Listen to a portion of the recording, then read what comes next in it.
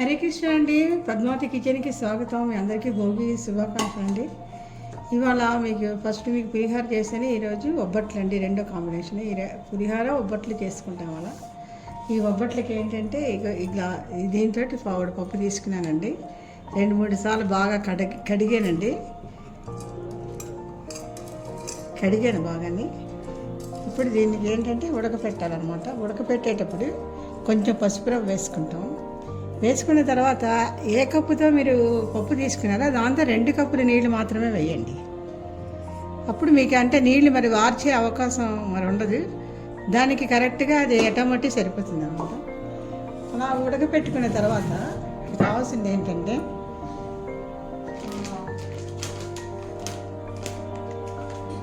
మైదాపిండి ఏమి లేకుండా జల్లించుకొని దీంతో ఒక కప్పుడు తీసుకున్నాం కదా పప్పు, దాంతో 2 కప్పులు మైదా వేసుకోవాలండి.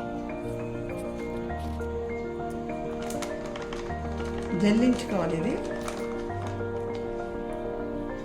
కరెక్ట్ 2 కప్పులు జల్లించిన తర్వాత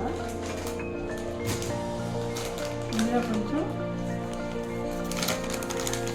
బొంబాయి రవ్వ కొంచెం వేసుకుంటాను. ఇది ఎందుకు వేస్తాము అంటే ఈ అంచులు మనం ఒబ్బట్టు కాల్చేటప్పుడు అంచులు ఏంటంటే మీకు క్రిస్పీగా వస్తాయండి, అందుకే కొంచెం వేసుకుంటాం.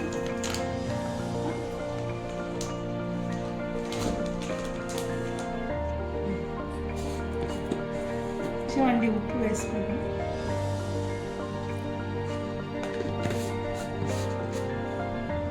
ఉప్పు వేసుకున్న తర్వాత ఇది బ్యాటర్ కలుపుకోవాలండి. మూతలు వేసి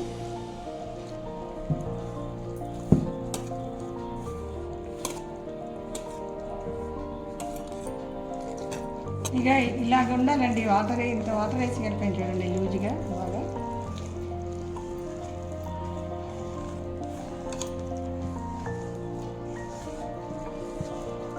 వేసిన తర్వాత ఇందులోని ఆయిల్ వేస్తాను చూడండి. ఇది గ్రౌండ్నట్ ఆయిల్ వేస్తున్నాను.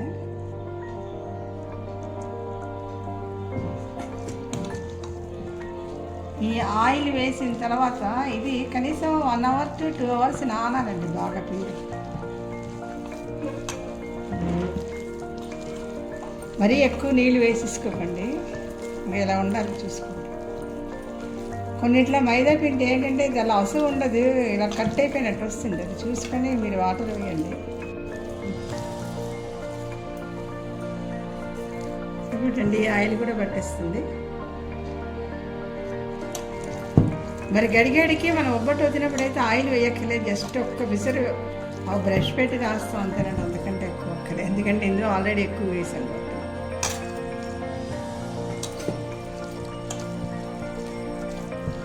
అయితే దీనికి ఒత్తడానికి అరిటాకు వేసి ఒత్తుకుంటే చాలా బాగా వస్తాయి. లేకపోతే మనం పాలకవర్లో ఏమైనా వేసుకోవచ్చు. అరిటాకు మీద అయితే శ్రేష్టం అంటారు. అరిటాకు మీద మీకు ఒత్తి చూపిస్తాను. ఇలా అలా అలా జారాలు చూసుకోండి. కన్సిస్టెన్సీ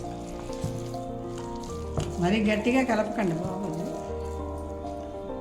ఈ ఆయిల్ అంటే ఈ కప్పుకి ఇక్కడికి వేసానండి, 30 కప్పు వేసాను దీంతో. చూడండి, ఇదంతా అబ్జర్వ్ చేసిస్తాను ఆయిల్. అంటే ఆయిల్ ఎలా తేలుతుంటుంది, ఇంకా నేను అంత వేయలేదండి.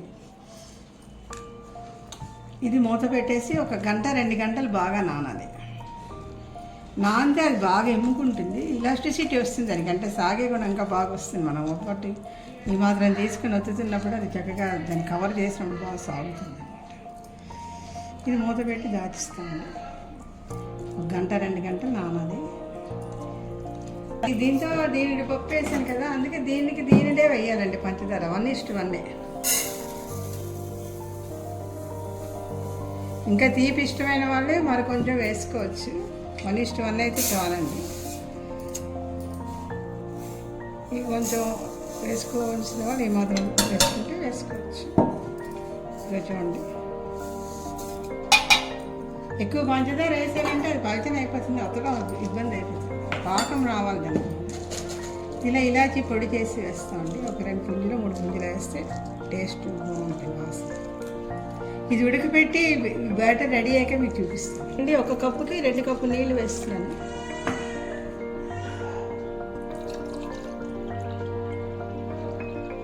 అంతే, అలాగా ఆ రెండింటికి కరెక్ట్గా ఉడికిపోతుందండి. కొంచెం మొక్కపొత్తినగా ఉడికేటప్పుడు చూసుకొని పంచదార వేసి బాగా ఎనిపియాలి. ఇలాచి పొడిని పాకం వచ్చే వరకు తిప్పారండి. ఇందులో కొంచెం పసుపు రవ్వ కూడా వేస్తాం, అప్పుడు అందంగా కనిపిస్తాం.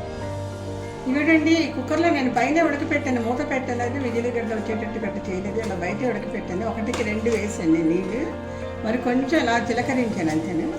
ఇలా మెత్తగా ఉడికిపోయింది. కొంచెం బాగా ఎనిపియాలి. ఇలాగా ఎనిపాక మనం కొంచుకున్నాం కదా, కప్పుడు పంచదార మరి కొంచెం వేసాను. మీరు 1.5 కూడా వేసుకోవచ్చు, స్వీట్ ఎక్కువ ఇష్టం అయితే మీకు. అయితే మీరు పంచదార ఎక్కువ వేస్తున్న కొద్దీ ఏంటవుతుందంటే పలకన అయిపోతుంది. అది మళ్ళీ చల్లారే వరకు ఒత్తడం అవుతుంది అన్నమాట. ఇది బాగా కలిపి పెట్టేసుకోవాలి. దగ్గర తీసేసి పాకం వస్తుందండి. ఇది ఇలాగా మాడిపోకుండా కలిపి పెట్టుకోవాలండి. పంచదార వేయగానే పలకన అయిపోతుంది కదా, మీద ఉడికేటప్పుడు తుల్లుతుందండి. జాగ్రత్త చూసుకోండి. మళ్ళీ ఒంటి మీద తుల్లిందంటే బొబ్బలు. కుక్కర్లో కానీ ఉడకపెడితే లమ్స్ ఉండలే గట్ట అయిపోతాయండి. ఒకసారి నేను చేశాను, నాకు నచ్చలేదు, అందుకే నేను పైన ఉడకపెట్టుకుంటాను. కొంతమంది ఎక్కువ నీళ్ళు వేసి వారుస్తారు, ఆ వార్పు నీళ్ళతోటి మళ్ళీ సూప్ ఏదో చేసుకుంటారు. నేను ఎక్కడ వార్చలేదు, అందుకే 1కి 1:2 నీళ్ళు వేసి. ఇలాచీ పొడి అండి, అంటే ఏలకపళ్ళు అంటే వచ్చేస్తే గింజలు కొంచెం పంచదార వేసి చితకొట్టానండి. మాత్రం వేసుకుంటే వాసన చాలా బాగుంటుంది. ఇది కొంచెం టైం పడుతుందండి. చూసారు అంత పలచన అయిపోయినా దగ్గరగా రావాలండి. పాకం వచ్చేస్తుంది, చిక్కగా అయిపోతుందండి. పాకం అయ్యాక ఇంకా ఒబ్బట్లు మన అరిటాకు మీద వచ్చి కూడా చూపిస్తానండి. ఇక ఇలా దగ్గరగా వచ్చేసిందండి పూర్ణం. వచ్చాక ఇది ఒక ప్లేట్లో తీసుకొని చల్లారి పెట్టుకోవాలండి.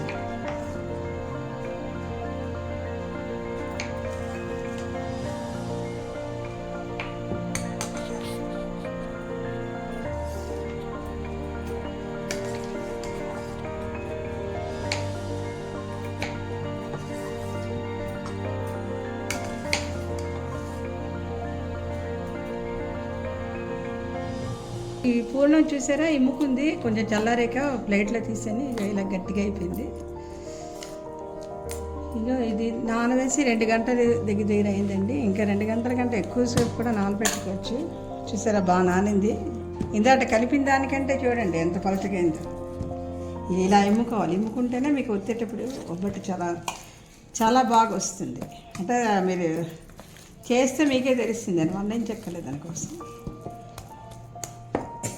ఇప్పుడు మనం ఏం చేస్తామంటే చేతికి ఇందులో నేనేం చేశానంటే DNA ఆయిల్ అండి, ఇది గ్రౌండ్నట్ ఆయిల్ డబుల్ ఫిల్టర్డ్. ఇందులో కొంచెం ఆవు నెయ్యి కలుపుతున్నాను.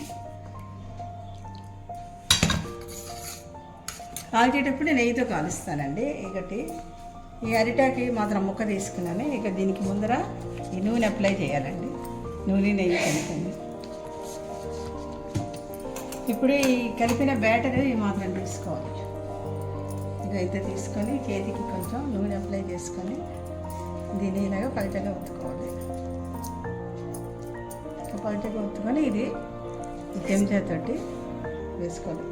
ఇది వేడిగా ఉంటే ఒత్తడానికి మీకు చిరిగిపోతుంటుంది, కొంచెం చల్లారాలి కొంచెం పూర్ణం. దీన్ని ఇలా చేస్తారండి. ఇలా అల్లుతారన్నమాట. దీనికి లోపలేమొచ్చి పూర్ణం ఉంది, దీనికి ఇలా అల్లుతారు. కొంతమంది ఇది ఏకంగా రొట్టెల కర్ర పెట్టి కూడా ఒత్తిస్తారండి. ఒకసారి చూసారా వేడి ఏమాత్రం గోరువెచ్చగా ఉన్నా సరే కొంచెం చిరిగిపోయినట్టు అయిపోతుంది.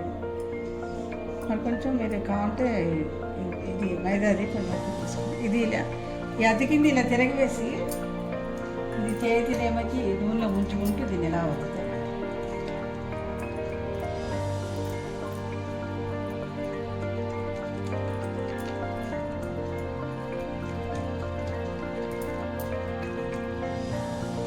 అరిటాకులో చేస్తే ఒబ్బట్లు చాలా బాగా వస్తాయి. నాకు ఈ ఒబ్బట్లు చేయడం అయితే మా ఆడపడిచి నేర్పిందండి. నాకు అసలు బాగా వంటలు అన్నీ నేను మా అత్తగారు వాళ్ళ దగ్గర ఆడపడి దగ్గర ఎక్కువ నేర్చుకున్నాను.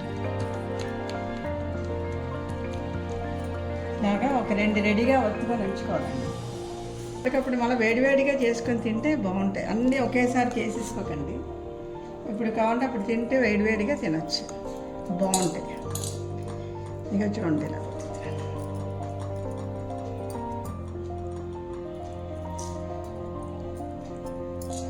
చూసారా, ఇలా వచ్చాను కదా, ఇది వెనక్కి తిప్పాలి. తిప్పి కొంచెం నూనెలో చేయి ముంచుకొని కొంచెం అలాగా ఇలా వస్తాను. ఆల్రెడీ ఇందులో నూనె ఎక్కువ వేసాం కాబట్టి ఎక్కువ నూనె పట్టదండి. మీకు చూడండి, ఆ గిన్నెలో నూనె అలాగా కనిపిస్తుంటుంది.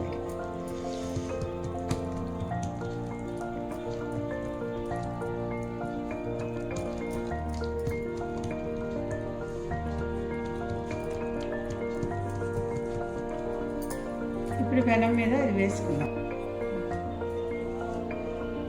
నెయ్యి వేసి, అంటే నెయ్యితో కాలిస్తే రుచి బాగుంటాయండి. నెయ్యి లేకపోతే ఇది ఎలాగైనా చేయొచ్చు, కొంచెం నెయ్యితో అయితే బాగుంటుంది. ఇలా కొంచెం ముందర అప్లై చేసుకుంటాం పెనంకి, నెయ్యి అప్లై చేసుకుంటే మనం బాగుంటుంది. ఇలా అరిటాకు మీరు అబ్బట్టు వచ్చాం కదండి, ఇక ఇది ఇలా అరిటాకు దీని మీద పెట్టాలి. పెట్టి ఇలా ఇలా చూసారు ఎలా పడిపోయిందో, ఇది సెట్ చేస్తే మీడియంలో కాల్చండి. హైలో పెడితే మాడిపోతుంది. ఈ మంట ఉంటే చాలు. రెండు పక్కల కాలిస్తే క్రిస్పీగా వస్తుంది.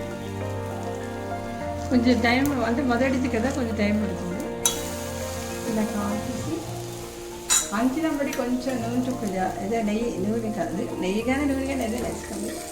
ఇలా కాల్చడం వల్ల ఏంటంటే మనం అందులో గోధుమ రవ్వ కలిపాము కదండి, అంచులన్నీ కూడా మనం తినడానికి చాలా క్రిస్పీగా ఉంటాయి. వేడివేడిగా ఒబ్బట్లు తింటే చాలా రుచిగా ఉంటాయండి. అందుకని అన్ని ఒబ్బట్లు ఒక్కసారి మటుకు ఎప్పుడు చేసుకోకండి. ఎన్ని కావాలో అన్ని చేసుకొని మీరు ఫ్రిడ్జ్లో పెట్టుకొని రాత్రికి సాయంత్రంగా మొన్నటికి కూడా ఉంటుంది పిండి. మూత పెట్టి గట్టిగా ఉంచుకుంటే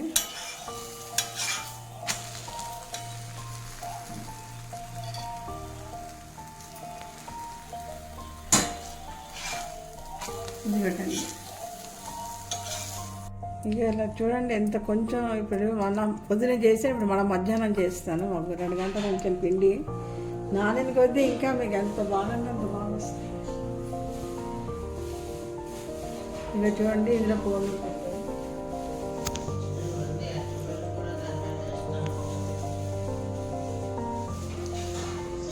ఇక చూడండి ఎంత సాఫ్ట్గా వస్తాయి. అలాగా చాలా కొంచెం పిండి పెట్టుకుంటే చాలు. మీరు చూసారా, ఇక్కడ కొంచెం నూనె అప్లై చేసి నేను ఇలా ముట్టుకుంటే చాలు. ఇలా ఎంత సాఫ్ట్గా వస్తున్నాయి చూడండి, పలాచగా వస్తాయి పూతలు. ఇక్కడ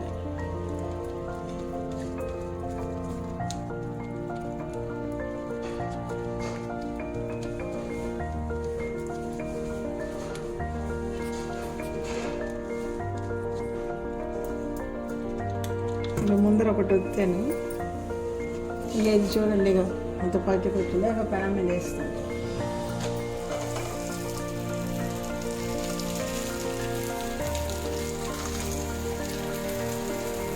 సిమ్లో పెట్టి కాల్చండి. ఒబ్బట్టు వాటికి సిమ్లో పెట్టి కాల్చి చిన్న చిన్నవి చేసుకోవచ్చు, పెద్దవి చేసుకోవచ్చు. అందులో